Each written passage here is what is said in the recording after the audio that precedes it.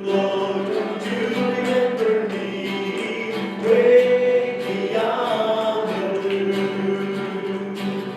I got home in glory land that outshines the sun. I've got a home in glory land that outshines the sun.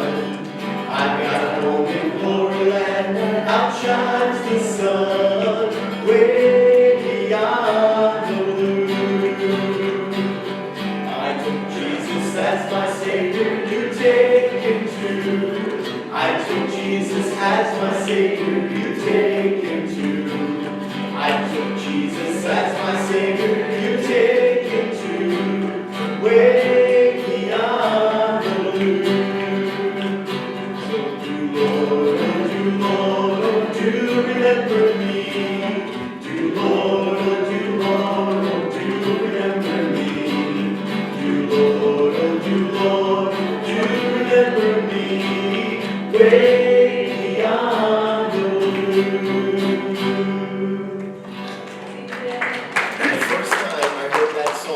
Back in 1981 in a Christian school that I went to, and I had never heard that song before. Do Lord, oh do Lord remember me. All right. He touched me. Oh, he touched me. And oh, the joy that floods my soul.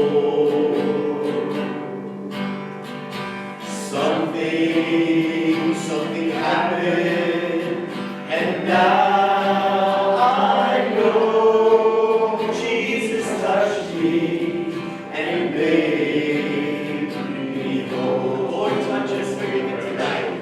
Oh, he touched me.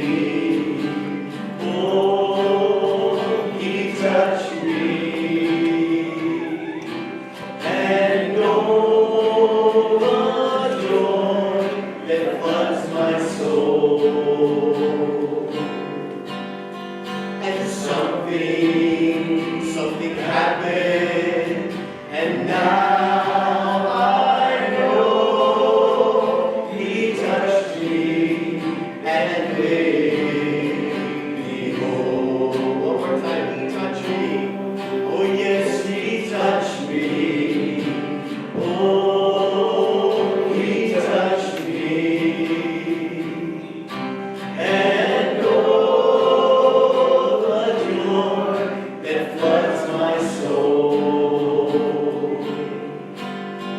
And something happened, and now I know he touched me and made me whole. Yes, Lord. Hallelujah. Well, thank you there, Brother John. Praise God. All right. Well, we are going to start this evening, and we're going to begin with our video, beginning on the second session, week 2, tending to the garden.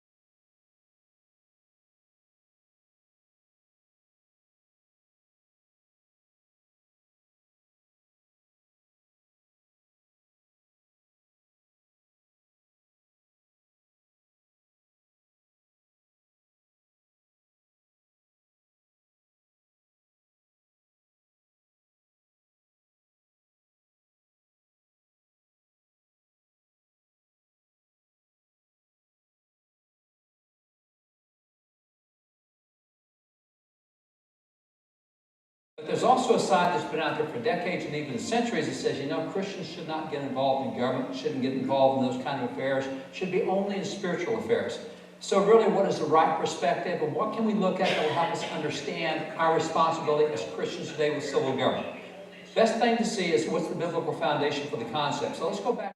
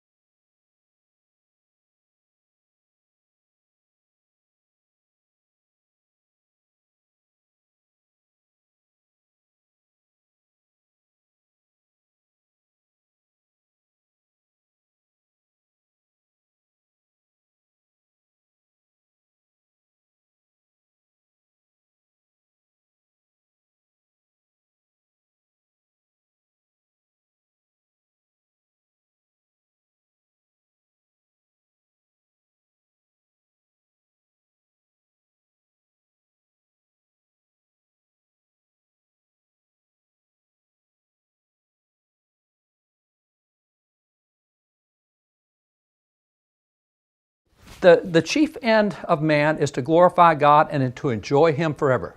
And that's a really good purpose. I mean, that's sound. Big question to ask is, okay, what does the Bible say? Can you show me a Bible verse that says that is why God created man? Well, that is something man should be doing, no question.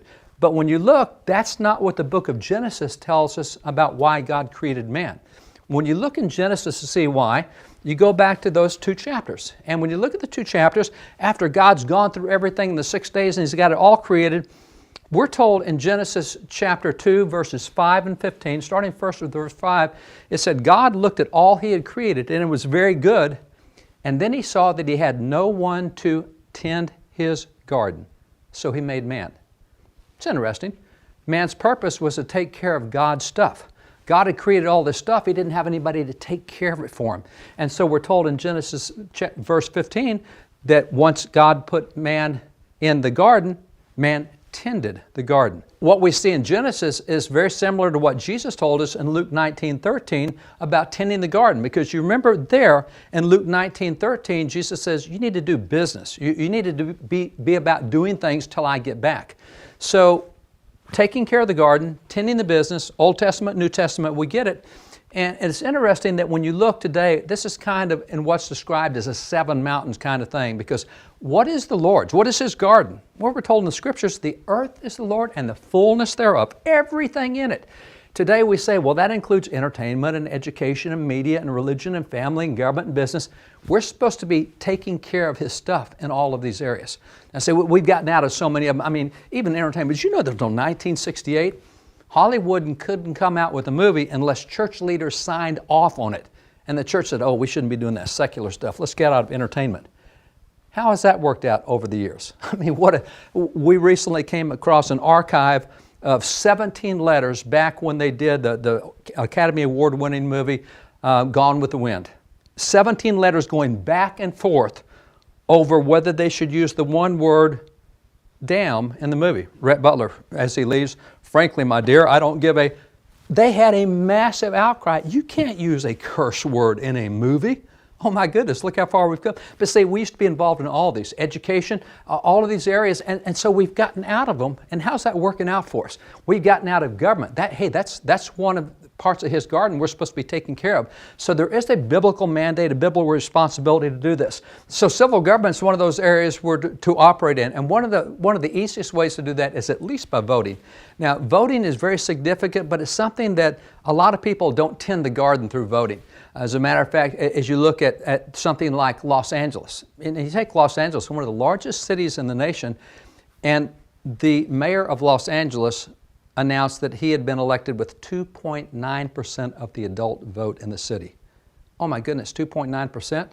There's a lot more people that could have taken care of the garden of Los Angeles, and you consider the policies they have and so much that's out there. Even in Texas, the city of Houston, the mayor of Houston is... The population of Houston is such that if you're the mayor of Houston, there are 26 states, individual states in the United States, who have less population than the population of Houston. So being the mayor of Houston is like being a governor in 26 states, and the mayor of Houston's elected with 6% of adults voting. So one of the easy things we can do to tend the garden in the area of government is to be involved in elections. And that's local elections and county elections and state elections and federal elections. But there's more to it than that. There's more that we can learn about the process, and there's more that we can do in the process. And this is where a knowledge of constitutional process is important, a knowledge of American history is important. The more educated and informed you are, the more effective you are, and the more you can make a difference in the system. So let's go to the American founding. When you look at the American founding, and you look at what these guys did in creating their Constitution, and by the way, there's 5,600 years of recorded human history. And when you look at that, a question to ask is, okay, they created a government, but what's the average length of a constitution in the history of the world? And history tells us 17 years.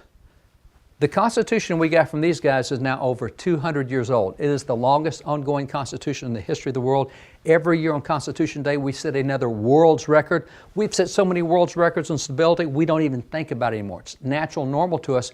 But the question is, okay, everybody had access to the same set of ideas they had in their day because they were political writers. You have millions of books, you have thousands of years of history, you have a lot of political writers. Where did they get the ideas that created our government to be so different? And that question was asked by political science professors at the University of Houston who said, why don't we go back and collect writings from the founding era and see who they quoted? Because if we can find out who they quoted, we'll know who's important to them. So they did that. The results were released in this study called The Origins of American Constitutionalism. They went back and found those 15,000 writings they thought were representative. And as they went through them, they found 3,154 direct quotes out of those writings. They said, now, let's find out where that quote originated. And so it took them 10 years, but they tracked every single quote back to its original source. And at the end of 10 years, they released the report and they said, what we now know is the #1 most cited individual in the American founding was a French philosopher by the name of Baron Charles Montesquieu. In 1750, he wrote a 2-volume set called The Spirit of Laws that was used heavily by the Founding Fathers. They quoted from him frequently. The #2 most cited individual in the American founding era was Justice William Blackstone, English judge who wrote the commentaries on the Constitution, 4-volume set. It's a great book. They cited it regularly. Thomas Jefferson said that American attorneys read Blackstone's like Muslims read the Quran. So that was a big book to them. The #3 most cited individual was John Locke. In 1690, he did a book called The Two Treatises of Civil Government. In those two treatises, by the way, it's a little book, less than an inch thick, 400 pages long. He references the Bible more than 1,500 times to show the proper operation of civil government. So if you think the Bible doesn't say much about government or doesn't refer to it, read that book from 1690. That's got a lot in it. So these are the 3 most cited individuals, but what surprised them was the #1 most cited source out of all sources was the Bible. 34% of all the quotes they looked at from the founding era came out of the Bible. That goes to the concept of biblical citizenship. They used the Bible to help create a form of government that's now the most stable government in the world, and it was built on these concepts and ideas from the Bible. So there is grounds for us knowing and being involved biblically. Now, when you look at the document that they did, this document, the Declaration of Independence, starts out with 161 words that gives forth 6 principles of government. After those 6 principles of government, they then give you 27 grievances showing how those principles have been violated. And then at the end, they have a resolve. They say that we mutually pledge each other our lives, our fortunes, our sacred honor, and they were doing this with a reliance on divine providence. So that's the closing part. But let's go back to the 161 words. 4 of those 6 principles of government are pretty simple. They start by saying there is a divine creator. Then they say, the divine creator has given us a fixed moral law.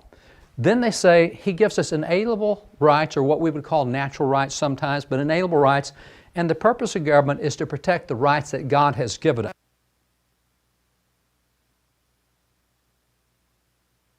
Now, if you take this, let me just take this. Democracy's founding ideals were false when they were written. Black American. Now, if you take. Well, welcome back Now, for a week. if you take this, let me just. Now, if you take this, let me just That take was the this. first half? Okay. Well, welcome back for week 2 of biblical citizenship in modern America. You're back. First week must have been good. Yes? All right. Man, Yes? Now, if you take this, let me just take the second one for a minute. well, welcome back for week 2 of biblical citizenship in modern America. You're back. First week must have been good. Yes? Now, if you take this, let me just take the second one for a minute. Democracy's founding ideals were false when they were written. Black Americans. 1781 was James Armistead. James Armistead was from Richmond, Virginia, and when Richmond was conquered, James decided he wants to sign up and he wants to help fight for American independence. At the time, he was a slave. But in Virginia, the law said that if you fought for a year, you could have your freedom. And so maybe he's thinking, hey, I'll fight for... Okay. All right, so the first half of it, if we go through the questions here, it begins with on page 11. Genesis is often known as the C plot of the Bible because every single major teaching goes back to the book of Genesis. And they reference in the beginning. The first form of government is self-government. The 3 institutions of government in Scripture are family, government, and church. When all of these are working together as designed, the outcome will be a biblical citizen. Turning the page over to page 12, at the very bottom it says, what are the 7 mountains of cultural engagement? The first is business. then government, then family, religion, media, education, and entertainment. Oh, I'm sorry, I did. I'm writing so many notes in my book here. So what does the Bible say in Genesis 1 and 2 is the duty of man? What does he do? Tend the garden, you know? And if you have ever planted a garden, or you have ever grown anything around your house, you will know quickly, if you don't take care of it, it will overrun itself. It needs to be weeded, it needs to be cultivated, and so how, it's just logically, a tends his garden. And then the average length of a national constitution across the world is 17 years. And you know, candidly, that is just mind-blowing to me. That we have something that has been written and it's over 200 years old, and it is celebrated every July 4th, our independence and our Declaration of Independence. On page 13, according to the University of Houston study, roughly 15,000 writings of the Founding Fathers, or most often quoted sources used by the Founding Fathers were, and of course the first is the Bible, the second is Montesquieu, the third is Blackstone, and the fourth is Locke.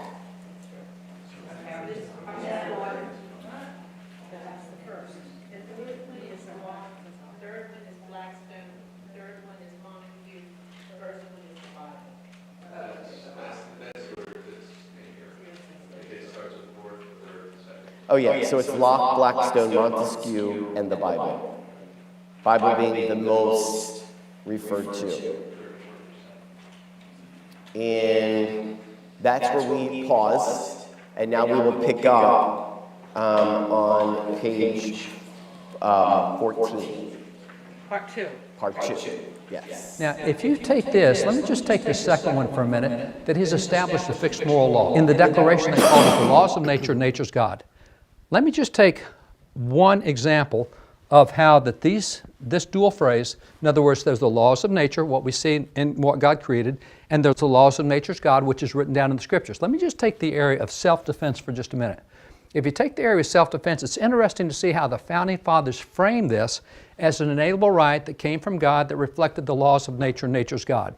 If you take John Adams said, "Resistance to sudden violence for the preservation not only of my person, my limbs, and my life, but of my property is an indisputable right of nature." Oh, there's nature. There's the laws of nature. He said, "which I never surrendered to the public by the compact of society, in which perhaps I could not surrender if I would." This is a God-given right. I can't give it up. He said, "The maxims of the law and the precepts of Christianity are precisely coincident in relation to this subject." Now, he says the law and Christianity. So that's the laws of nature and the laws of the God who created nature, which we find in the Bible. So he finds self-defense being part of both. And yeah, if we look in the Bible, we can point to Exodus 22:2 as a verse on self-defense. We can point to 2 passages in the book of Nehemiah. We can point to passages in the Gospel of Luke. So there's lots there on self-defense. Now, James Wilson, who is a founding father who signed the Declaration and the Constitution and was on the original Supreme Court and started the first law school in America and actually wrote the first law books, his lectures, he said the same thing. Notice how he said it. He says, "The great natural law of self-preservation cannot be repealed or superseded or suspended by any human institution. This came from God, and nobody can take it away from us because it came from God." He says, "The right of the citizens to bear arms in defense of themselves shall not be questioned." You can't even get close to challenging that because that's a God-given right. He says, "Every man's house is deemed by the law to be his castle, and the law invests him with the power and places on him the duty of the commanding officer of his house." All right, now grab this. He said, "Your house is your castle, and if it's your castle, you're the commanding officer of your house. You have a duty to defend your castle." And that's why he said, "Every man's house is his castle, and if anyone be robbed in it, it shall be esteemed his own default and negligence." In other words, my house is my castle. If I get robbed in my castle, it's not the police's fault for not being there. It's my fault for not defending it. God put it in my hands. So this is the phrase that we sometimes hear called the Castle Doctrine. I have no duty to retreat in my home. That's a God-given right, comes out of the Scriptures, comes out of the law of nature. You find it in nature. If you attack the home of any creature in nature, they're going to defend that home. They're going to defend their young and their property and their life. That's a law of nature, and it's a law of nature's God. But the Castle Doctrine we hear associated with this, we need to go back and understand where that Castle Doctrine came from. It is a biblical concept, but it's not limited just to the Second Amendment. I want to take you back to a guy named James Otis. James Otis was a founding father to the Founding Fathers. A number of the big name Founding Fathers, John Adams and Sam Adams and John Hancock, they were mentored by this man right here. He was a great attorney. He was in the years leading up to the American Revolution. And one of the most notable things he did was an argument in front of the British courts in 1761 here in America. 1761 here in America, it dealt with what were called Writs of Assistance. Now, we don't really know what that is today because we don't study it much. This is super, super important because a writ of assistance was very much like a search warrant, except it was blank. There was nothing filled in on it. So what happens is, if I'm a British official and I say, I want a writ of assistance, I'm going to your house, I walk into your house with a blank search warrant. And I start going through all the closets and cupboards, and I pull out all the drawers, and I look under all the mattresses, and I keep looking till I find something that I think is illegal. And once I find it, then I will fill out that search warrant and say, this is what I was looking for. I was looking for whatever you had over here in the third drawer down and the chest of drawers. And then I fill it out and I go give it to a judge and said, I found something illegal in his home. And the judge says, well, go arrest him. He had something illegal. That writ of assistance allowed anybody to come into your home at any point in time and look for anything that they might consider to be illegal, whether they actually knew something was there or not. So what happened was he argued against this in the courts. This is what he told the judges. He said, I will to my dying day oppose with all the powers and faculties God has given me all such instruments as slavery and villainy as the writ of assistance is. To him there was nothing more low than those writs of assistance. So he's arguing against it to the British courts, and he's a British attorney. He said, it is the worst instrument of arbitrary power and is destructive of liberty and the fundamental principles of law. One of the most essential rights is the freedom of one's house. A man's house is his castle. These writs totally annihilate these rights. Now, notice this phrase, a man's house is his castle. This is where it gets used in American history. This is where it pops up. A lot of the other Founding Fathers quoted it later, but it goes back to this argument right here. A man's house is his castle. He said, it's a power that places the liberty of every man in the hands of every petty officer. In other words, any government bureaucrat can now come in and take my liberty away. My house is no longer my castle. Who may reign secure in his petty tyranny and spread terror and desolation around him. Both reason and the Constitution are against such writs. Now, I mentioned that he had a huge impact on a number of Founding Fathers, and one was a young John Adams who saw all the arguments that went with this, because this was British policy at the time. It was being done by the British, but John Adams heard this. A man's house is his castle. And he thought about that for the next 15 years leading up to the American Revolution. And as we got close to the Revolution, this is what John Adams recalled looking back. He said that regarding that 1761 case, he said American independence was then and there born. Where? In that courtroom when he argued that a man's house is his castle. Every man in the crowded audience went away, as I did, ready to take arms against writs of assistance. This kind of tyranny we won't tolerate. There and then was the first scene of the first act of opposition to the arbitrary claims of Great Britain. Then and there where the child independence was born. In 15 years, namely in 1776, he grew up to manhood and declared himself free. So he's saying everything we did in American independence movement goes back to the writs of assistance in 1761, which was based on the doctrine that every man's home is his castle. Now, let's take that concept for a bit, that a man's home is his castle. And it's interesting that when you look at several amendments in the Constitution, remember, amendments in the Constitution are given to protect God-given rights. This is the Constitution saying, government, you can't touch these rights. They come from God to us. And so when you look at the Second Amendment, we talked about that. That's the Castle Doctrine. You have the right to defend your home and your property. You have your right to defend life. We don't have to back away from that. That's a God-given right that God gives us in the laws of nature, and nature's God. So that's a man's house is a castle. But let's go to the Third Amendment for a minute, because the Third Amendment seems a little unusual. It deals with the quartering of British troops in private homes.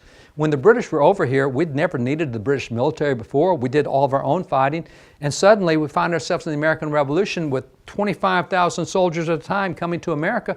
They don't have a place to stay because there's not British forts here. So they start putting British soldiers in the homes of private citizens. And they say, ma'am, we're here in Boston. You take 4 of these soldiers. Mister, you take these 8. Ma'am, you take these 7. And suddenly we're quartering troops in our homes. Now, this is a real problem from the standpoint of man's home as his castle, which is why we have the Third Amendment of the Constitution that says you can't quarter military troops in private homes. But it's not just military troops. Remember the concept that's underlying all this. What's underlying this is a man's home is his castle. We don't let government come into our castle and start doing what they want. And that doesn't matter whether it's with defense or with our own property, stepping into our homes, making it like the government's home. You'll find in the Bible, in Deuteronomy 24, there is this passage, very interesting. This goes back to the Castle Doctrine. It says, when you make a loan of any kind to your neighbor, so I'm making a loan to my neighbor, I'm going to get collateral from him, do not go into that man's house to get what was offered to you as a pledge. In other words, don't go collecting the collateral by going into his house. Stay outside his house and let the neighbor to whom you are making the loan bring the pledge out to you. I don't even get to go into my neighbor's house to pick up collateral that he's putting down on a loan. I stay outside his house and he brings it to me. Why is that? Because a man's house is his castle. This is a biblical teaching. That's why over the castle, the parents are in charge of the children. Not the government's in charge of children, the parents are, because it's our castle. So this is part of the Third Amendment. Even if you look at the Fourth Amendment, Fourth Amendment, very interesting. Fourth Amendment says the right of the people to be secure in their persons, houses, papers, and effects against unreasonable searches and seizures shall not be violated, and no warrant shall issue but upon probable cause, supported by oath or affirmation, and particularly describing the place to be searched and the persons or things to be seized. This is all about writs of assistance. Now notice what it says here. If you read that, if I just read that and don't think about the modern era, if I just read it for what it says, I'm going to say, you know what? IRS audits and bureaucratic agency searches of my receipts or papers, you can't do that. IRS can't demand to audit me. Here's why. Because what does it say? It says you cannot search my papers. That would be my check stubs. That'd be my business receipts. You can't search my papers unless you have a warrant issued by a judge on probable cause. Somebody has to swear to a judge that, yep, I saw him and he's got all sorts of corrupt stuff in his books. Somebody has to swear to a judge, probable cause. Then they have to do it on oath or affirmation. They're swearing under the law of perjury. If they're telling a lie, then they're in trouble. And it has to particularly describe the place to be searched and the persons or things to be seized. In other words, if the IRS wants to do an audit on me, they have to say, we have a warrant from a judge. These are the witnesses that saw you do illegal things with your books, and we want to see check stub number 478 through 941. That's what they got to do. They can't just come in and search my papers because my house is my castle. That's a biblical doctrine, and that's why when you look at the Bill of Rights and the scope and reach of government, because you remember back at the beginning, God gives certain jurisdictions to each form of government. There's only certain things they can do. But you know what? If we as Christians don't understand that, we'll let those lines get all melted, and government will get into doing stuff the family should do or that the church should do. Everything gets mixed up. So biblical citizenship starts with understanding biblical lines of jurisdiction and even our own history. So a man's house is his castle. That's where we get the due process and the right to privacy we have in the Constitution. All the stuff is in there, and it comes out of the Castle Doctrine, which is a biblical doctrine. It's part of the laws of nature, nature's God, which is what the Declaration guarantees to each of us. So there is indeed a biblical responsibility and even a biblical mandate for us to be active and informed and aware citizens in all that goes on around us with civil government.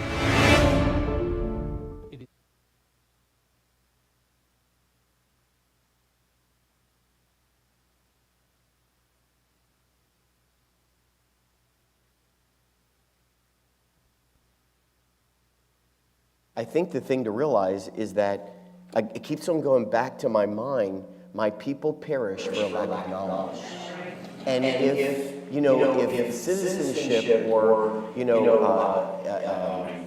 simple government classes are not taught in school, and children are not aware of what are their rights, as a citizen of the United States of America, how quickly they can be hoodwinked to think that what's going on is legal. And I think the interesting thing was the Castle Doctrine. I think he's talked a lot about that, and also about self-defense. And so as we look at the top on page 14, it says your house is your, and you are commanding officer of your house. And there's a lot to be said to that. And the rights that we have as citizens of America. And when we think about even across the globe, there are a lot of citizens of nations that do not have these rights that we have here. And it was not too long ago, there was in China that they had literally boarded people up in their own homes, that they could not get out, they couldn't go get food, they couldn't get water, they couldn't do anything. And if they died, they probably just took them and threw them and burnt them up in an incinerator. And these are the crazy things that happen. And so, is America perfect? No, it's not.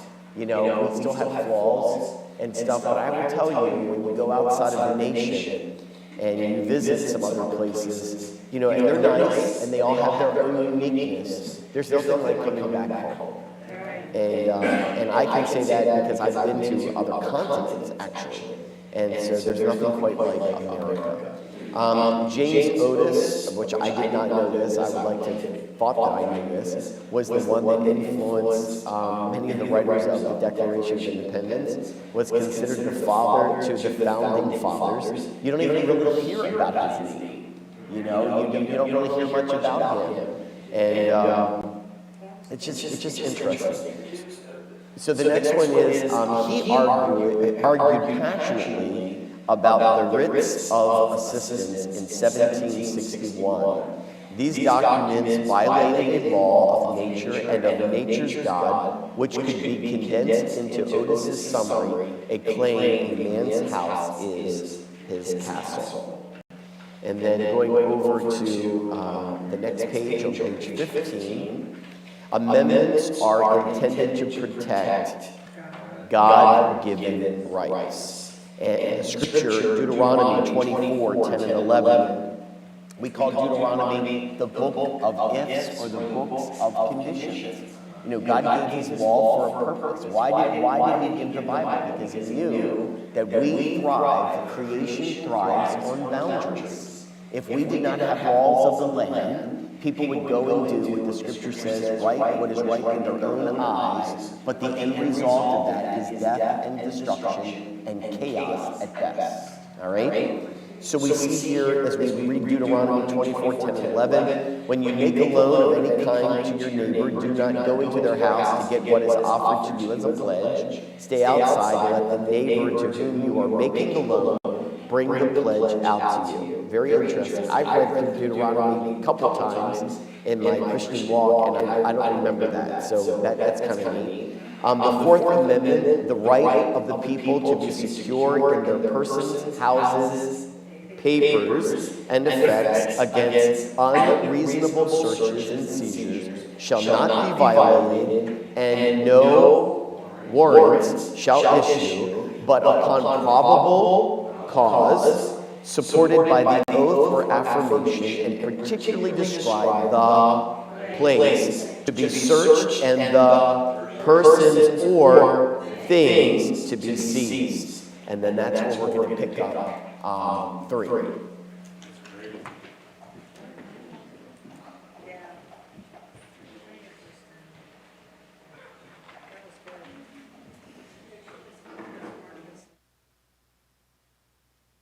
Democracy's founding ideals were false when they were written. Black Americans have fought to make them true. Now, it absolutely is accurate that Black Americans have fought throughout American history as patriots, promoting American ideals and visions.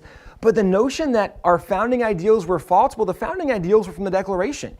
We hold these truths to be self-evident, that all men were created equal. They're endowed by their Creator with certain inalienable rights, that among these are life, liberty, the pursuit of happiness, and that to secure these rights, governments are instituted among men. Those were the founding ideals, and actually the notion that there is a God and he gave rights to man and government's main job is to protect our God-given rights, those ideals are true now and they were true then. But this notion that black Americans are the ones that fought to make them true, well, that would discount all of the abolitionists who were not black. That would discount all of the heroes throughout American history. Not only that weren't black, many and white, men, women, but we don't know those stories, but this is the accusation. Another article says America holds an undemocratic assumption from its founding that some people deserve more power than others. Now, America's founding, I would argue, was 1776 when America actually separated from Great Britain to become a nation. The premise of separating from the king was the king thought he had all the power and the people didn't have power and there wasn't equality. And so the Americans said, we are against the notion that some people should have more power than others. This is the exact opposite of how we were founded. Another article says slavery gave America a fear of black people and a taste for violent punishment. Both still define our prison system. So the notion that we are scared of black people in America, if you're not black, you're scared of black people, and that violent punishment defines our prison system, I'm not sure of the violent punishment that's taking place in our prison system today. If it is, I would probably be opposed to it. But this is the notion that kids are learning. These are the articles that are being written. This is being taught in schools today. Here's another article. The sugar that saturates the American diet has a barbaric history as the white gold that fueled slavery. The purpose of the article is to identify that candy and candy bars was rooted in slavery and white supremacy. So if you eat candy bars, you might be a white supremacist. This is crazy, but these are the arguments being made today. Another article. Most Americans still don't know the full story of slavery. This is the history you didn't learn in school. I will agree. Most Americans have no idea the full story of slavery, but this is not something that is actually being identified in the 1619 Project. It's going the wrong direction, and even advocates of the 1619 Project, people like Democrat Senator Tim Kaine, he said that America actually created slavery. We didn't inherit it from anybody. If you think America created slavery, you had the worst world history teacher in the history of school, because obviously there was slavery before America was a nation. Study the Roman Empire, the Greek Empire, and if you're familiar with the Bible, I'm a Christian, I believe in the Bible, I believe it is true. If you go to the book of Genesis, Joseph was the one who had dreams and his father made them this coat of many colors. Joseph's brothers sold him into something. Oh yeah, slavery. Moses delivered the Israelites from slavery. America didn't create slavery, and yet this is what kids are learning today. This is why we have an entire generation that thinks America has done more bad than we've done good because we don't know basic history. Well, you now even see in the NBA, here's the article. In the NBA, the very term owner has come under fire as players, most of whom are black, assert self-determination. There's a group of players in the NBA who said the term owner offends them because it implies they are owned, and that goes back to their roots of their ancestors being slaves. If you are a business owner, the assumption is not that you own your employees, rather that you own the business and you hire people to work for you. But we now live in a culture that is so woke that we can't even use the term of a business owner without it presumably offending somebody in the midst of all of this. The New York Times was awarded a Pulitzer Prize for their great work in the 1619 Project. And when this happened, there was a lot of promotion from the New York Times saying, we want to make this a curriculum for all kinds of teachers. And actually right now, this is being used in all 50 states in different schools in those states.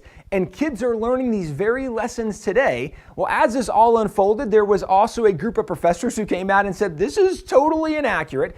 And so professors came out pointing out the historical inaccuracies of what was being said. Now, professors on the left and right side of the political spectrum who just know basic history pointed out how many fallacies were in these articles and inaccurate statements were being made, and kids were learning things that simply weren't true. With that being said, you would think maybe the New York Times, the 1619 Project, would have some corrections and would change some of these articles. If you go to their website, there's only one correction listed on their website, and it says an earlier version of the introduction to this project referred incorrectly to Virginia in the year 1619 as a British colony. At the time, it was an English colony. So the only correction they make is to clarify that actually it wasn't a British colony, an English colony. Well, there's a lot of other inaccuracies being said, and here's the problem with this. Is there is a lot of important history that's been lost, including a lot of black history, a lot of black heroes that have been lost, and even a lot of terrible things that happened in American history.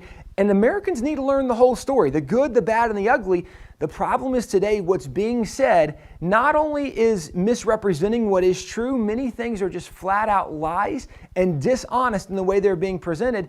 And what's also lost is the fact that in America, when we look back to Jamestown and say, well, the first group of slaves arrived in Jamestown in 1619, Jamestown was not the only major settlement in America. In fact, America largely could be referenced back to Charles Dickens' classic novel, A Tale of Two Cities, because America was largely defined by two major early cities or early colonies, and it was Jamestown, and the second major colony was Plymouth.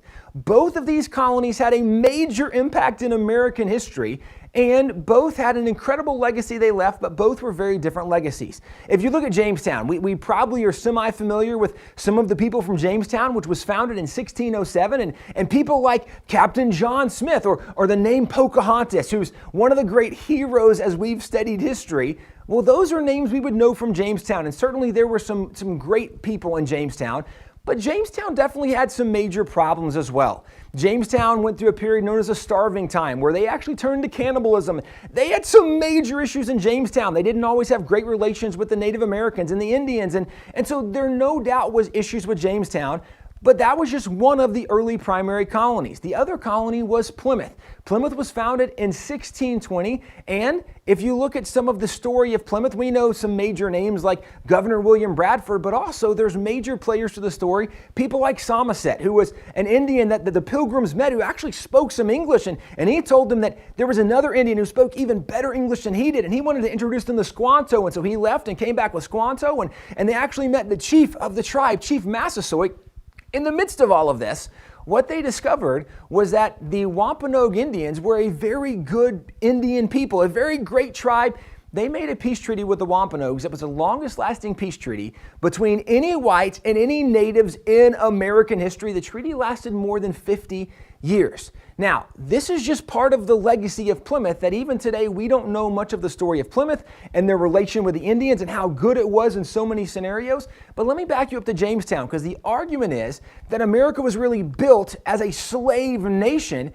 Well, Jamestown was founded in 1607, but in 1619, there was a shipload of slaves that arrived in America. Approximately 20 slaves arrived on a British ship, and the British ship had just captured these slaves off of Portuguese trade ships.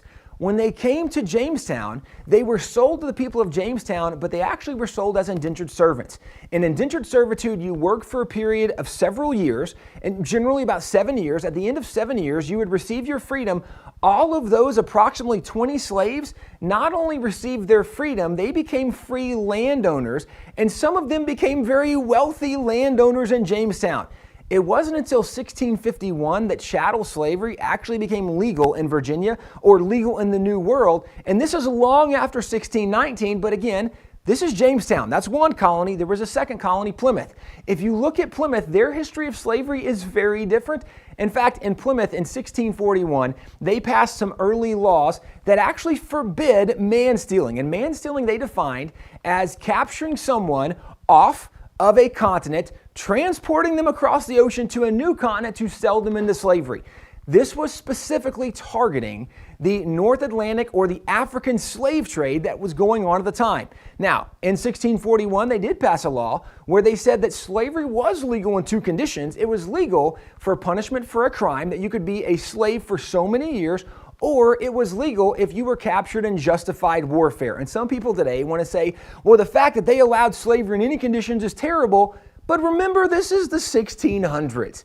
And if it's a justified war, meaning it was a war where you were defending your property, defending your family, defending your people and nation, you didn't start the war, but you were defending. Well, if you conquered a people in the 1600s, there were only two options for a conquered people group after a war. You either killed them or you enslaved them. And this wasn't something unique for the Pilgrims. This was the way the world operated for literally thousands of years. And so this was the Pilgrims being normal. But they did say it was against the law to man steal, to kidnap somebody off a continent, to transport them to a new continent and sell them into slavery. Now that law matters. In 1646, the first shipload of slaves arrived in Plymouth from Africa, but because man-stealing was a crime in Plymouth, the people of Plymouth imprisoned the ship captain and the crew, and they freed all of the slaves, and they actually charged the crew and the captain with the crime of man-stealing.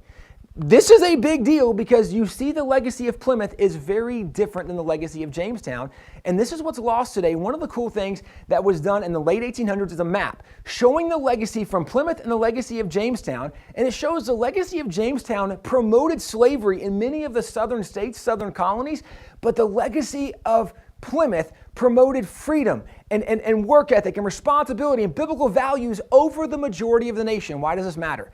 As the map even identifies, although Jamestown had a very significant legacy in America, the majority of America was not impacted from the legacy of Jamestown. The majority of America was impacted from the legacy of Plymouth and what it promoted throughout all of the nation. But today, we're not learning about the positive things that Plymouth promoted or brought to the New World.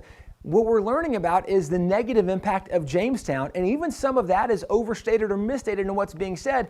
But this is where the 1619 Project gets it so wrong. One of the things the 1619 Project also says is we need to be learning in America about some of the black heroes who have contributed along the way to the American story. And I totally agree. It's just that the 1619 Project has left out a lot of very important black heroes that they should be highlighting. People like the Reverend Harry Hoosier, who was considered an evangelist in the Second Great Awakening. Now, he was a slave early on in life. He got saved and decided he wanted to share the gospel message with others. He joined up with the Reverend Francis Asbury, who was one of the leaders in the Methodist denomination at the time, and they began traveling together. Well, Reverend Harry Hoosier actually began drawing larger crowds than the more famous Francis Asbury, and even founding fathers had heard Harry Hoosier speak. People like Benjamin Rush, who knew every major founding father. Benjamin Rush said, considering that Harry Hoosier never had a formal education, he was the best speaker he ever heard. Well, Harry Hoosier, because he had grown up on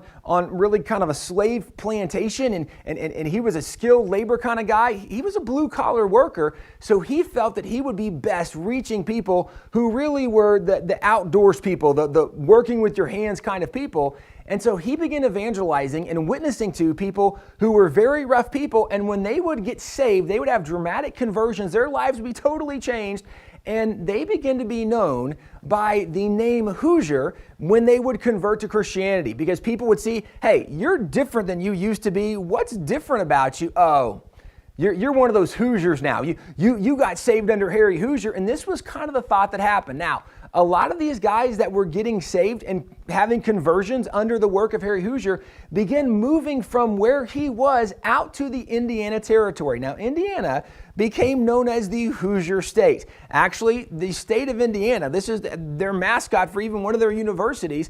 Well, where did they get the name Hoosier? You can go back to the Reverend Harry Hoosier from the Second Great Awakening.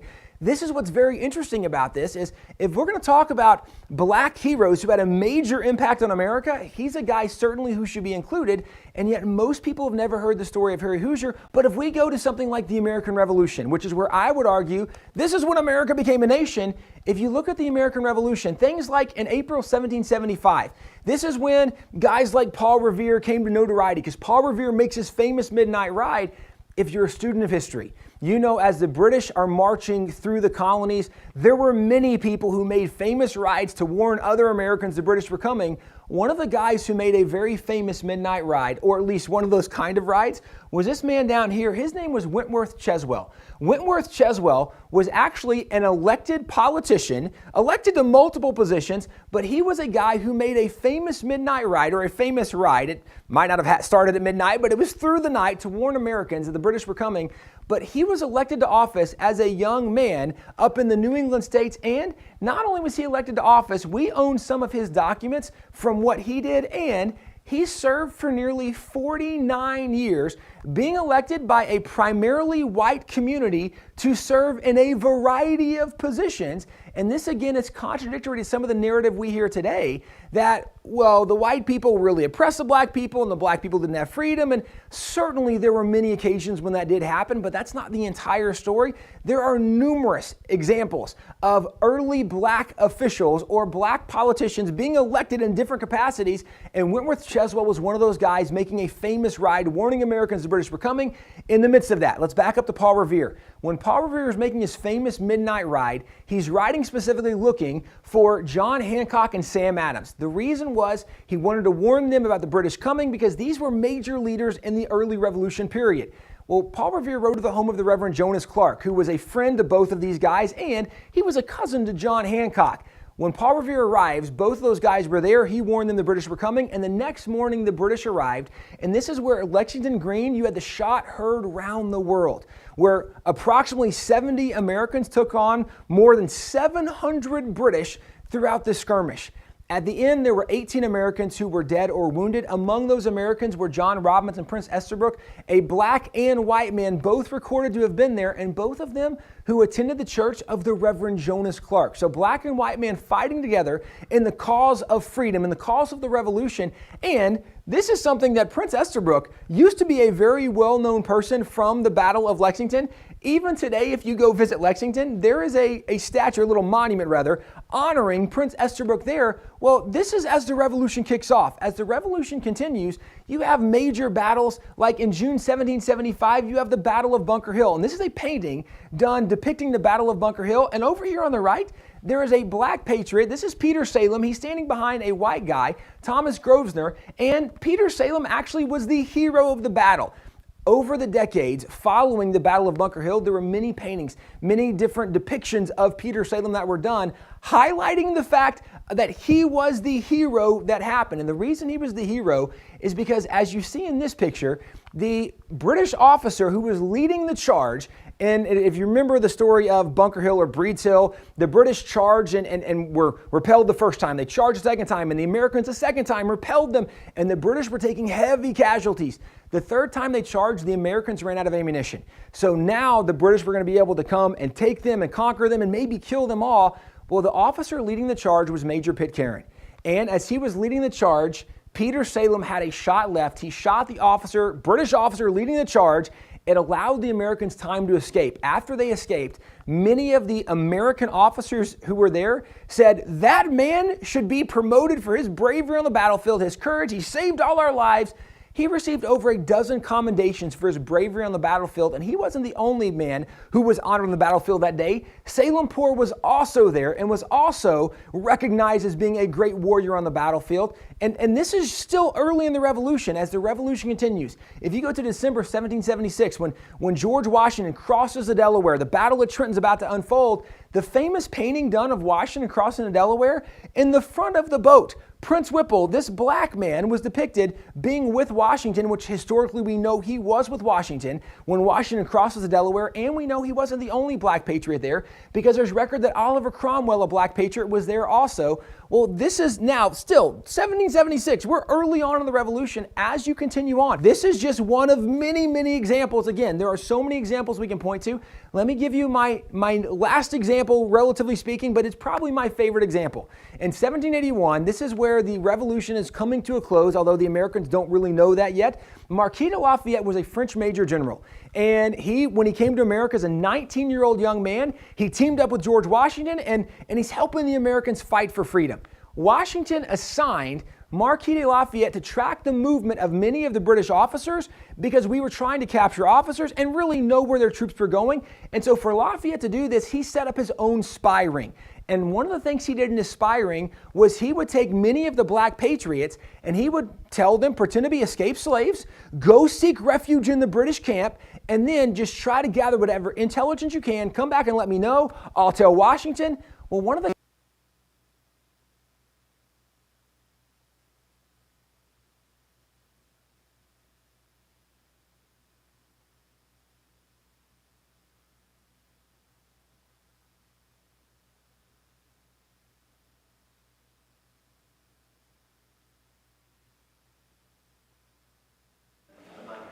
I'm not sure. Oh, there we go. All right, so at the very bottom of page 15, it says that America was largely defined early on by two cities, and those cities were Jamestown and Plymouth. Jamestown in 1607 and Plymouth in 1620. All right, page 16, approximately 20 slaves were sold in Jamestown in 1619 from the British and were then hired and paid as servants. Wentworth Cheswell was a black elected official who participated in Paul Revere's Midnight Ride. The American Revolution started and ended as a result of two black patriots. Charles Darwin's Origin of the Species subtitle. I don't think we got to that. No, we didn't get to that. All right, so Terry, the next one, that will be our final one that will close us out. In 1781 was James Armistead. James Armistead was from Richmond, Virginia, and when Richmond was conquered, James decided he wants to sign up and he wants to help fight for American independence. At the time, he was a slave. But in Virginia, the law said that if you fought for a year, you could have your freedom. And so maybe he's thinking, hey, I'll fight for freedom for America, but also I'll get my freedom. Either way, he signs up. Well, Lafayette asks him to go and work as a spy. So James Armistead goes into the British camp pretending to be a spy. Well, it just so happens that if you remember the famous American general turned American traitor, Benedict Arnold was the famous American traitor who became the British general who had actually conquered Richmond, which is the reason James Armistead wanted to get involved in the first place.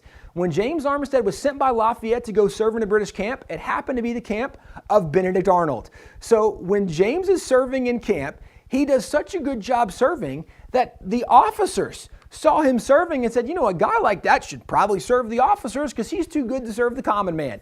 So James begins serving in the officer's tent and learning the officer's plans. Actually, he gets reassigned and begins serving under Cornwallis, who is the commander of all the British forces. James is the guy who learned that Lord Cornwallis was going to be moving a large section of troops and going to Yorktown. Actually, James Armistead gets Lafayette the information. Lafayette writes a letter to Washington where he says, I have a spy in the camp who's just given me information that Lord Cornwallis is going and moving his troops, and this might be the time we've been waiting for to capture him and conquer him and maybe end the war. Well, this is exactly what happened. The Americans were able to surround Yorktown, and this is where this is a painting depicting the surrender of Cornwallis. James Armistead is a guy largely credited with the intelligence that led to the capturing of Cornwallis, who's the commander of all the British forces, and this major victory arguably led to an end of the American Revolution. Now, why does this matter? Because James Armistead is credited with the intelligence that led to this victory. So this victory, the last major battle that's considered to have won the Revolution, would not have happened had it not been for a black patriot who was a spy in the Revolution. And not only that, if you look at the military intelligence that we have today, it goes back to people like James Armistead. Now, why this matters is if you think big picture American Revolution, when we think of how did the Revolution begin, we might look at the shot heard around the world, but John Adams says the Revolution actually began in 1770, the Boston Massacre, because that's when the British shed the first American blood, and that's when the war actually began. Well, if you remember the Boston Massacre, there was a man killed in the Boston Massacre who's considered the first blood shed in the Revolution. Well, that man was Crispus Attucks. And there were many famous depictions and paintings done of Crispus Attucks, of the black man being killed by the British. If you look at the Revolution arguably began with the death of a black patriot, and the Revolution was won arguably because of the intelligence of a black patriot. What this means is you can't even fully tell the story of the American Revolution without including the contributions of black heroes and black patriots in American history. And I've only given a few examples. We have entire history books of just black heroes from the American Revolution, from the War of 1812, from the Civil War, throughout American history. And yet today, very few Americans know anything of these black heroes. Why don't we know these black heroes today? Well, you can back up to a guy like Woodrow Wilson, who's, I would argue, the biggest culprit of why we don't know so many of these black heroes. when Woodrow Wilson was a professor at Princeton University.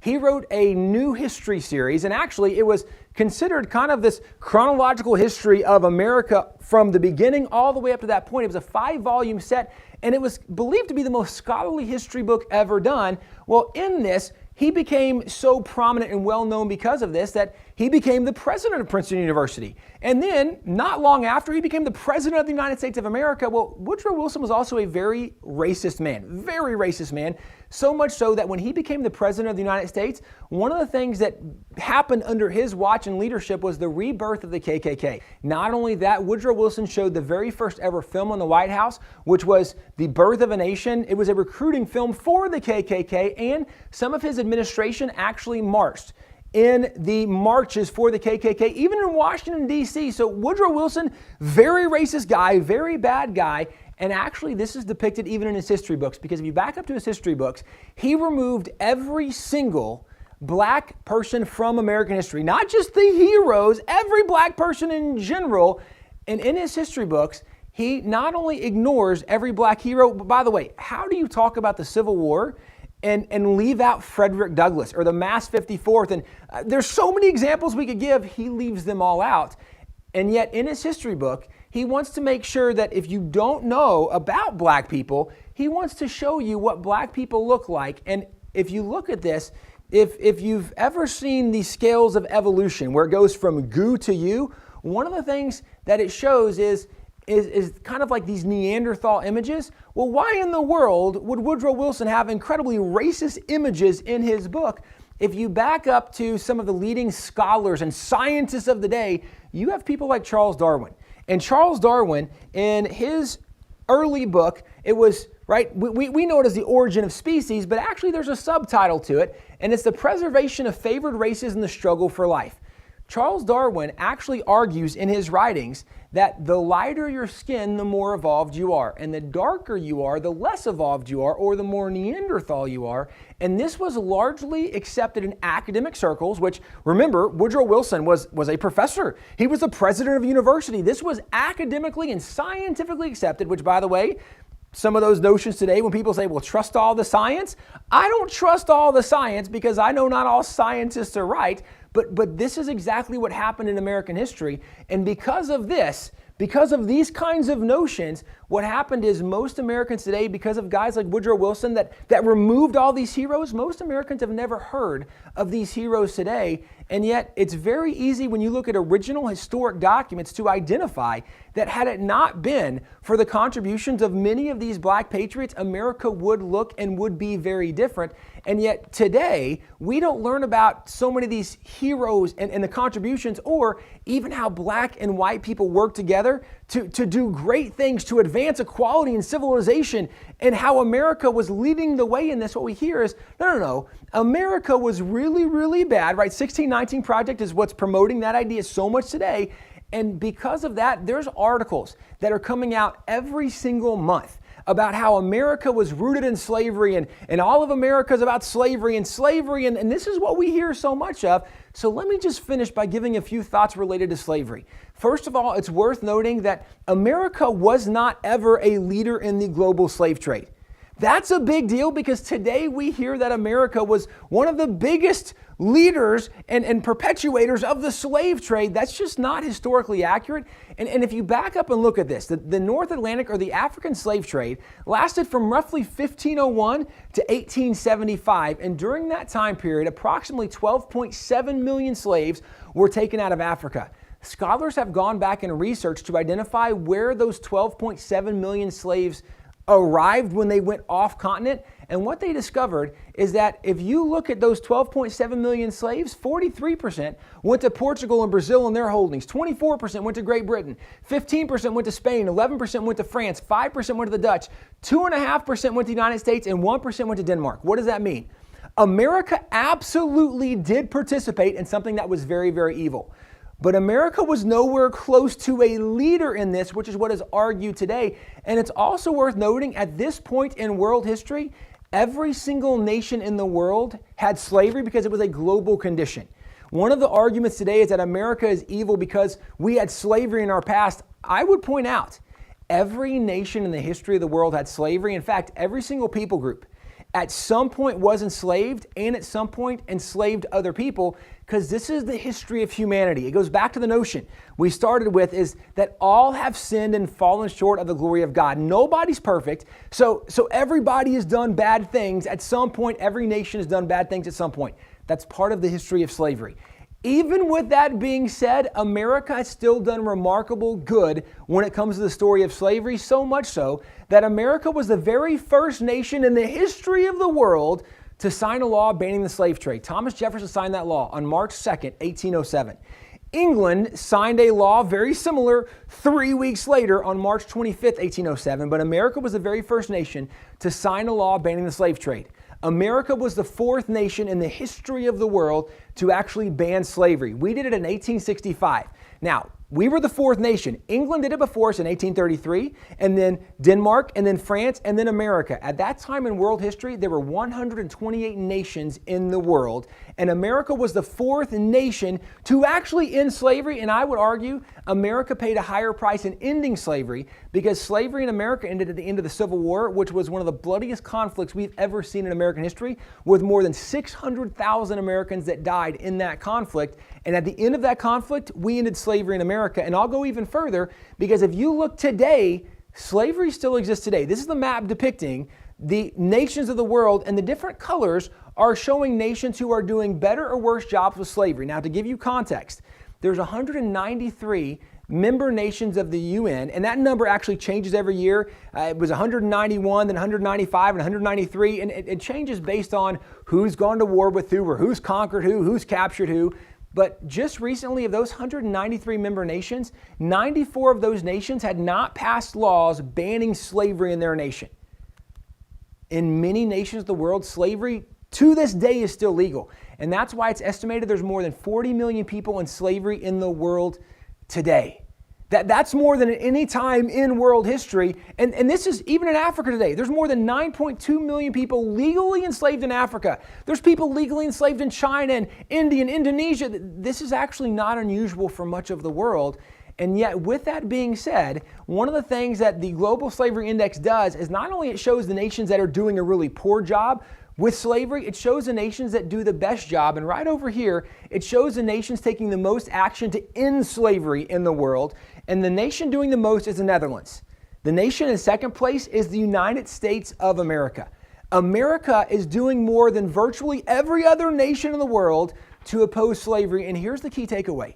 If you look at America, one of the things you can know about America is America started legal opposition to slavery before any other nation in the world, March 2nd, 1807, and that's America as a whole. That's not even including the states up in New England, because every single state in the North, back in the pre-Civil War days, actually at the end of the American Revolution, every single northern state had begun passing laws to outlaw and eradicate slavery in their states. So even before, as a nation, we took steps to outlaw slavery, we had northern states that were doing things to end slavery. And so this is where, before anybody else in the world, America's doing things legally to oppose slavery. America also paid a higher price in ending slavery than any other nation in the world because of the Civil War. And America does more than virtually any other nation today to oppose slavery. When you look at America, it's true that America definitely has the sin of slavery as part of our past, but it's also true that America has one of the most exceptional anti-slavery records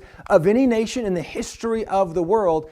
And that's something that doesn't get reported today. And on top of the fact, it's also worth noting that America largely could not have become America without the contributions of black patriots. And this is what today has been so lost. We don't know these stories anymore. And yet at Wall Builders, we try to do a lot to retell many of these stories, to reintroduce people to some of these heroes they've never heard of before.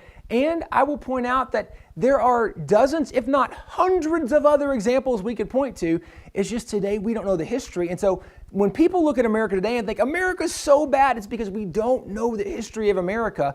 Or even though America's not perfect, how well America did at overcoming the sins in her past. And I would point out, if you look at any atrocity in American history, if you simply ask the question, how did it end in America? What you will always find is the reason those atrocities ended in America is because Christians stood up and said, we can't do that anymore. We have to stop those things in America. And that's why America corrected and stopped those evils and those sins faster than virtually any other nation in the history of the world. And that's why America largely should still be celebrated today. Okay, wait, Tim. I got to jump in here on you, man. There were so many times you were dropping truth bombs. I mean, things that people have never heard before. I've never heard before. And I'm thinking to myself, wait a minute, you just changed the whole narrative on America's bad and evil and we're the worst. In other words, you basically reset the table and said, okay, everybody was bad. Yes. But America was leading the charge. Correct. Instead of being drug along, which is what we've been told for the last year. We know so little of history, both world history and American history, that we think America was the only people group that struggled with sin or did anything bad or evil. Well, that's just silly. It's everybody. Every single nation in the history of the world has done bad things. And when we look specifically at what America did, America consistently was at the forefront of leading the charge to correct those problems and evils. And it's not to say that America didn't do bad things. Absolutely. America's done many bad things in our past, but America also, because of the influence of Christianity, because of so many pastors and churches and leaders who have stood up and said, we have to stop this, so many patriots. America has corrected those problems faster than almost any other nation in the history of the world. And that's why, if we're going to tell the honest story, tell the story that America did some very bad things, but tell the whole story that America fixed and changed those things faster and sooner before virtually anybody else. And that doesn't mean that America doesn't still have problems today. Right. We recognize a lot of problems that we want to solve today, which is why we're doing what we're doing. But isn't the reason that America was leading the charge on that is the very thing we're talking about in this course, because of biblical citizens, because people in America were saying, like you were saying, pastors were saying, this has to change. And even all the way back to the Declaration, that the principles that had been laid in place from the beginning are what made us want to provide that freedom for everyone.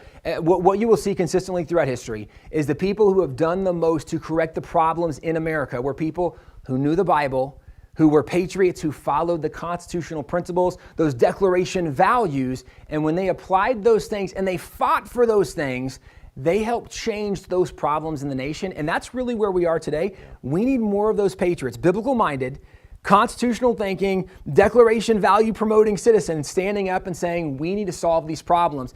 And when we get involved, we're really the only hope. Like it's kind of silly that we think something's going to change without our involvement, because it's always been the biblical-minded people standing up for those right principles and values, fighting to change where there needed to be equality, where there needed to be equal rights, where there needed to be major steps forward. This is where, again, today, we need those biblical-minded constitutional citizens to stand up and saying, we're going to make a difference. Okay, so short answer to the question, is America worth saving? Absolutely yes. Absolutely. This value system is worth preserving, and if it's going to be preserved, it's up to the folks that are watching this to be biblical citizens and continue this spread of freedom. You've said it. You got to be biblical citizens.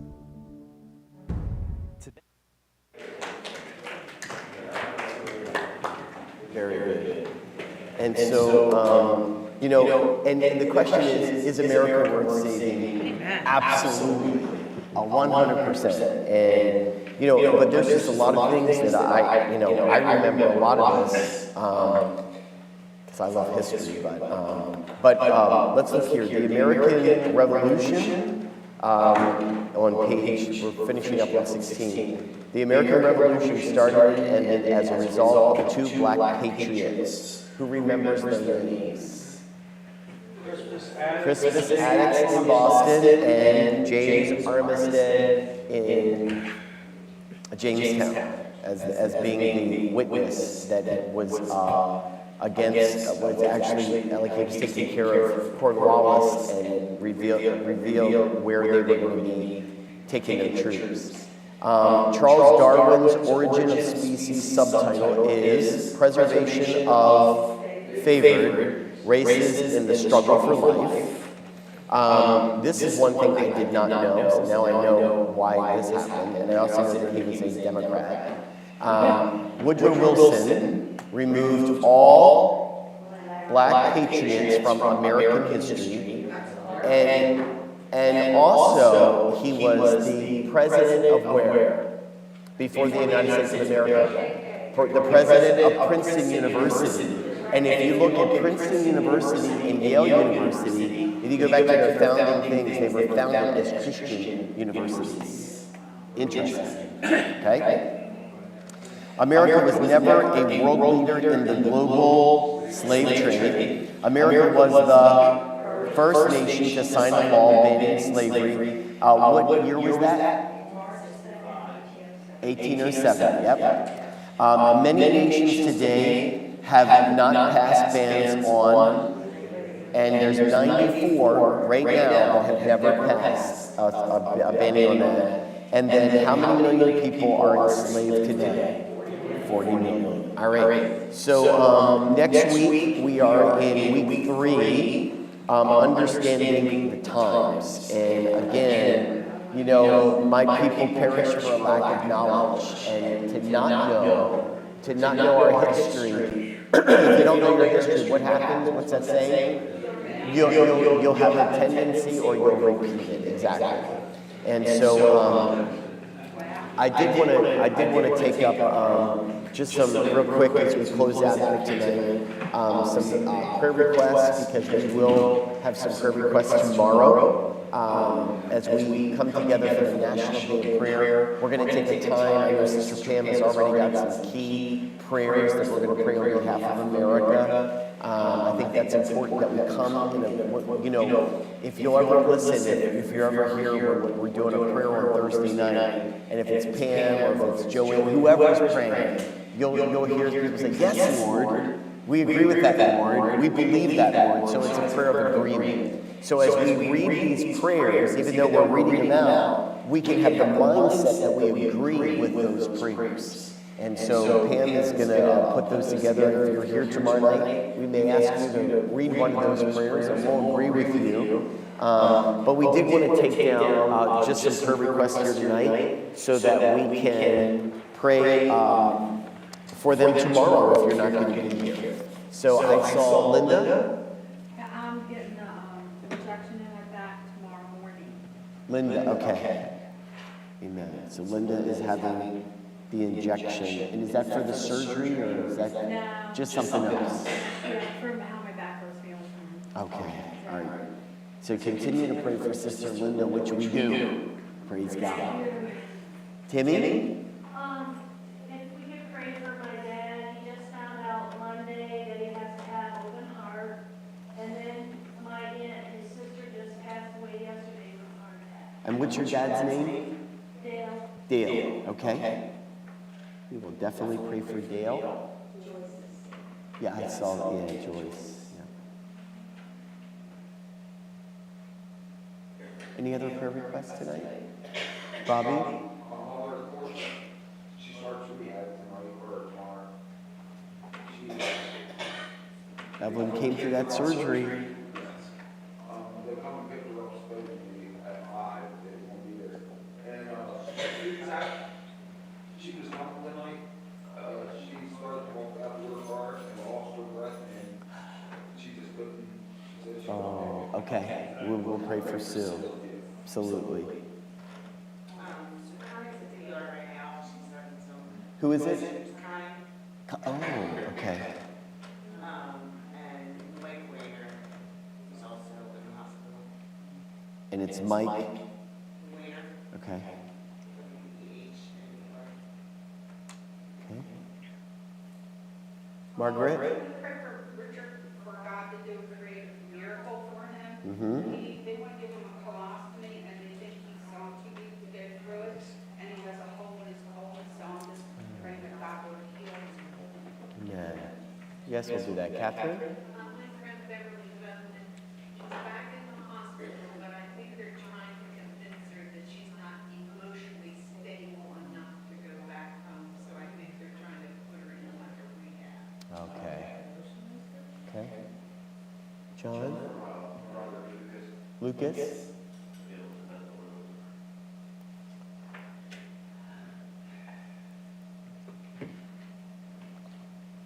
Pray for Rick, because he has a cough, like just a constant kind of quiet cough, and he also says he's felt very, very, what is it, tired today?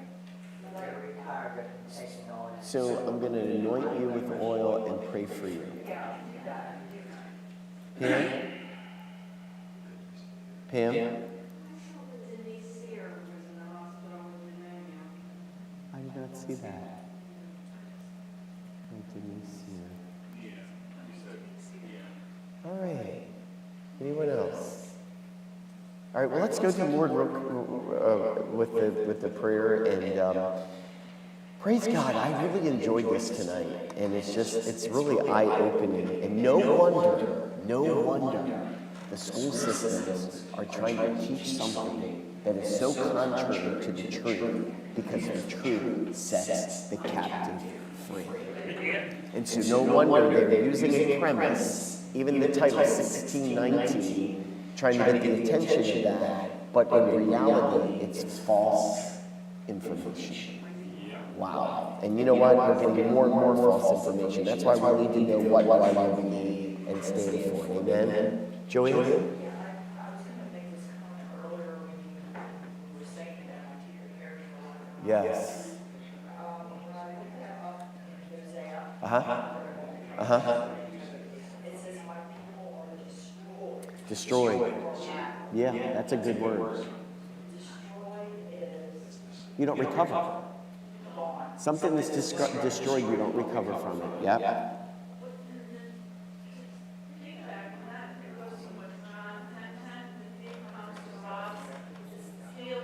And destroy.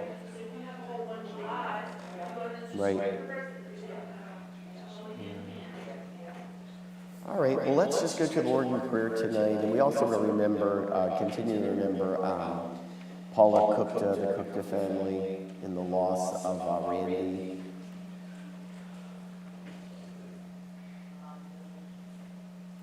And Bob Dillon, yes. That service is Saturday. I beg your pardon? The service for Randy, for the bridges is Saturday. No, it's the 14th. Wait, isn't that Saturday? No, Oh, no. This Saturday is, yeah, it's I'm the sorry. following. It's the 14th. okay. Okay, no worries, no worries. All right, well, Father, we thank you, Lord, for this Bible study tonight. God, it's been eye-opening. Lord, we're thankful, Lord, that there are people that are bringing this information to the forefront. And Lord, it's not hidden, it's not ashamed, it's pure, it's not one-sided. God, it's giving the truth, knowing that the truth sets the captive free. And so we thank you for biblical citizenship. We pray that those that are watching it, they too are encouraged and strengthened. Lord, that we can make a difference, and we should, in the world that we live. And so, Father, tonight, as we release faith, we do so on behalf of those that have needs here tonight. And Lord, we pray for our sister Linda Music, God, as we continue to lift her up to you, even as she goes for this injection in her back tomorrow. God, we just ask for your peace upon her. Lord, that this would be an easy procedure. Father, that she would sense your presence the entire way through all of it. And God, that you would use Linda. Lord, Linda is bold for you. And Lord, you would use her to minister to the nurses, the doctors, the technicians. I just pray, God, that you fill her with the boldness of your Holy Spirit. God, and waste nothing and use it all for your glory and your honor. We pray, Lord, for Dale as he needing to have open heart surgery, and we just pray for him. We pray for Tim's family, God. We just ask, God, that you would bring comfort in the loss of this loved one, God. Lord, we know nothing takes you by surprise, and we just pray, God, that you would continue to do that complete work in Tim's family in the name of Jesus. We pray for our sister Joyce Hogan tonight, and Lord, for all of those that are battling, Lord, some sort of sickness or with the allergies and the pollen and all the things that are going on. May you strengthen your people. God, may you bring healing to their bodies in the name of Jesus. Lord, we thank you for bringing Evelyn Ditzler through that surgery and now going into the rehab. We just pray, God, that you would just bring a rapid recovery. Lord, that she wants to get home. She wants to be around her children, her grandchildren. May you strengthen Evelyn. God, may you fortify her in the name of Jesus. We pray for our sister Suzette tonight. Lord, we know that she's having an issue with breathing, God, that you would just open up her passageways, God, that you would just place your healing touch upon Sue, God, from the crown of her head to the soles of her feet. Lord, we pray for Connie Mitchum. Lord, tonight we lift her to you, Lord. She's in the ER. God, we trust you. Lord, as I prayed for her here on Sunday, I know that there were some issues. We just pray, God, that you would bring healing to her body. Lord, whatever this thing is, Lord, that you would reverse it for your glory and for your honor. Lord, we pray for Mike Wiener. Lord, we lift him to you, Father, for his situation. Lord, that you would minister to him. God, that you would touch him. Lord, we pray for Jennifer's friend, Annette's family. Annette passed away. We just pray, God, that you would continue to bring comfort to them, that you would touch this family in the time of their loss. And we just ask that you would minister to them. And Lord, we pray for Richard, Margaret's brother. Lord, he may have to have a colostomy, but God, we know that you know all about it. We've lifted him up to you week after week. And Lord, she's asked for a creative miracle. And so, Lord, we're asking for a creative miracle for Richard, Father, in the name of Jesus. Lord, for Beverly Bowman, God, that you would work out this situation, that she would not have to go into any rehab, God, that you would just strengthen her, touch her mind, touch her spirit. Lord, any underhanded stuff that's going on, God, we ask that you would expose it right now in the name of Jesus. Father, we pray for John's brother Lucas. And Lord, we pray for all of those that are struggling with mental illnesses and depression, anxieties, fears, worries. Father, that you may touch Lucas tonight. And Lord, as you have brought John into your kingdom for such a time as this, Lord, we stand in the gap and we ask that you bring Lucas into your kingdom for such a time as this. Hallelujah. Lord, we pray for Denise here tonight, Lord, that is in the ER with pneumonia. Father, may you touch her. May you bring strength to her body in the name of Jesus. Lord, for the Cookta family, as they are mourning the loss of Randy and the Bridge family, we just pray, God, that you would bring comfort to this family. God, that you would lead them and guide them, that they would know that they are not alone, that you are a friend that sticks closer than a brother. We pray for our brother Bob Dilley, that you would continue to strengthen him. God, we thank you. Each day is a milestone for Bob. And Lord, you're working out his blood sugar levels. Lord, all of the different things. Lord, it's all going to work together, God, because he is a sign and a wonder that walks upon the earth even today. And Lord, I just pray for the Holy Ghost's boldness. Lord, as he would minister to these doctors and nurses and technicians, because they know that medically speaking, he should not be alive. But Father, you said you were not finished with your son Bob Dillon, and that's why he's here. And Lord, I'm just asking that you would restore everything, his health, his heart function. God, that you would restore to normal in the name of Jesus.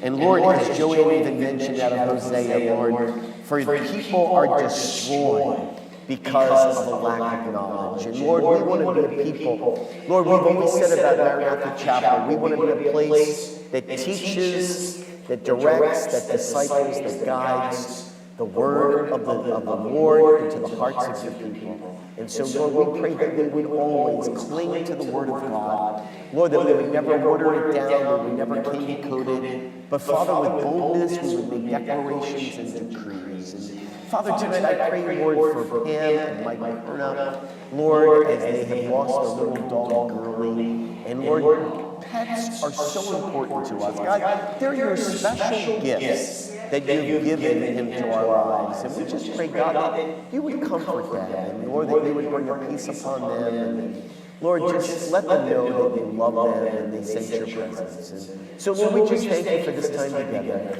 And we pray so in the mighty name of Jesus the Christ. And God's people say, amen. Well, good night. God bless you. And to our next appointed time, I hope you'll join us tomorrow night at 6:30 for the National Day of Prayer. Let's make our prayers be known to the heavens and believe that God is still able to bring healing and restoration to America. Amen. Good night and God bless.